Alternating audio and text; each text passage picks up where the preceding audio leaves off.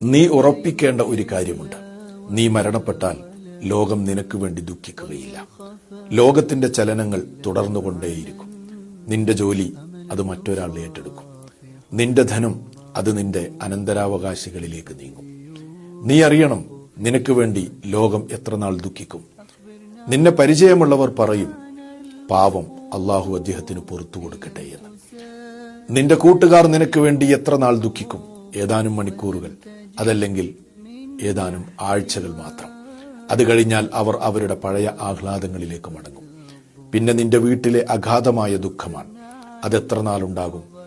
ഒരാഴ്ച, രണ്ടാഴ്ച, ഒരു മാസം, ഏറി വന്നാൽ 2 വർഷങ്ങൾ.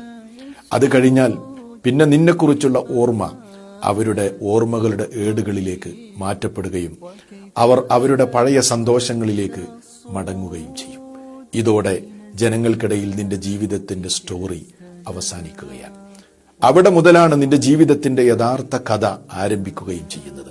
നിന്റെ സൗന്ദര്യം, ആരോഗ്യം, ധനം, മക്കൾ എല്ലാം നിന്നിൽ നിന്ന് നീങ്ങിപ്പോയി.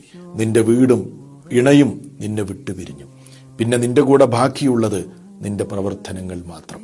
അതുകൊണ്ട് ഒരേ ഒരു ചോദ്യം നിന്റെ ഖബറിലേക്ക് വേണ്ടി: നീ എന്താണ് ഒരുക്കി വെച്ചിട്ടുള്ളത്? ചിന്ത ആവശ്യമുള്ള ഒരു ചോദ്യമാണത്.